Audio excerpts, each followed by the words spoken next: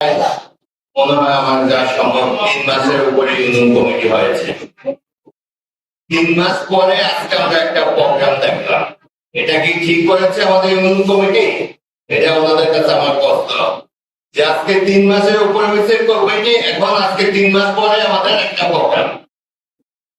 এটা জবাব চাই সম্মানিত কমিটির সবার কাছে যে আপনারা 3 মাস কমিটি হয়েছে, 3 মাস কি করেছেন? আপনারা কোথাও কোনো ওয়ার্ডে গিয়েছেন, কোনো বাড়ি করে আমাদের কোনো প্রোগ্রাম করেছেন আপনারা?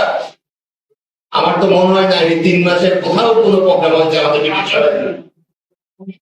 তাই আমি আমাদের ইউনিয়ন কমিটিকে বলবো আপনারা আরো ত্যাগ স্বীকার করেন এবং আরো গত 17 বছর যেভাবে করেছেন এখন যদি ঘুমিয়ে থাকেন তাহলে আপনারা রেজাল্ট করে দিতে পারবেন না। তাই আপনারা গত 17 বছর যেভাবে পরিশ্রম করেছেন এখন তার 10 গুণ বাড়িয়ে করতে হবে। এখানে সম্মানিত মুরব্বীরা আছেন, মুরব্বীদের কাছে একটা জিনিস জানতে চাই, মৃত্যুর আগে বা আমাদের কেউ কোন সাহাবীগণ বা কোন নবীগণ কি গ্যারান্টি দিতে পারছে আমি জান্নাতে যাব? না। কেউ পারছে? আপনি বলেন না। এখন একটি গুপ্ত সংগঠন যারা গত 17 বছর আওয়ামী লীগের লুঙ্গি নিচে থেকে রাজনীতি করেছে, ওই গুপ্ত সংগঠন বলতেছে যে তারা জান্নাতে, আমাদের জামাত ইসলামে ভোট দিলে জান্নাতে যাবে। কেউ কি এখন পর্যন্ত গ্যারান্টি দিতে পারছে? আমাদের এত সাহাবী এবং নবীগণ আসছেন, কেউ কি গ্যারান্টি দিতে পারছে যে আমি জান্নাতে যাব দুনিয়া বেঁচে থাকতে? তাহলে তারা কিভাবে গ্যারান্টি দেয় যে তারা ভোট দিলে জান্নাতে চলে যাবে? আমরা কি নামাজ পড়ি না? আমরা কি রোজা রাখি না? আমরা কি ইসলামের যে 5 আমরা ফরজ তা পালন করি না? যদি তারা ইসলামিক দলই হয় তাহলে তারা এই গত 50 বছর মহিলার নিচে কিভাবে রাজনীতি করলো বলেন? ইসলামে তো মহিলার রাজনীতি হারাম নাকি?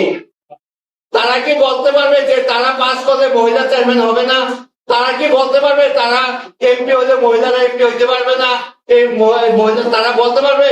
তারা এই যে ঢাকার বিশ্ববিদ্যালয়ের নির্বাচন হয়েছে ওখানে কি তারা মহিলা ক্যান্ডিডেট দেয় নাই? তাহলে কিভাবে তারা ইসলামিক দল হইলো আপনি বলেন? তারা কিভাবে ইসলামিক দল হিসেবে দাবি করে? তাই আমার এই বিদেশ্বর ইউনিয়নের প্রতিটা নেতা কর্মীদেরকে বলবো আমরা ঘরে ঘরে যাই, প্রতিটা মা বোন ভাই সবাইকে বুঝাই যে আসলে আমাদের এই দুনিয়াতে কেউই জান্নাতের টিকিট দিতে পারে নাই। এবং এই আমি একটা ওয়াজে আমার স্পষ্ট মনে আছে, আমি শুনছি এই আলেম ওলামারাই সবচেয়ে বেশি জাহান্নামে যাবে, সবচেয়ে আগে তারাই জাহান্নামে যাবে। আমি একটা ওয়াজে শুনছি। আর তাই আমি বলবো আপনারা ঘরে ঘরে সবাইকে বলেন যে আসলে তারা যে কথা প্রচার করতেছে এটা মিথ্যে এবং এটা দলিলও আছে, প্রমাণও আছে এটা যে মিথ্যে তারা প্রচার করতেছে। আমরা আমাদের ভোটারদের কাছে আমরা সবার কাছে যাব এবং আপনাদের কাছে আজকে একটা সংবাদ দিতে চাই, আমাদের প্রতিটা ওয়ার্ডে ছোটখাটো উন্নয়ন কর্মকাণ্ড যদি আপনাদের কাছে আছে তা আমি নিজের আমার টাকা দিয়ে আমি করে দিব। আপনারা ছোটখাটো উন্নয়ন কাজগুলো নিয়ে আসবেন, আমরা করে দিব এবং আমরা ইউনিয়নের উন্নয়নের সাথে অংশগ্রহণ করব।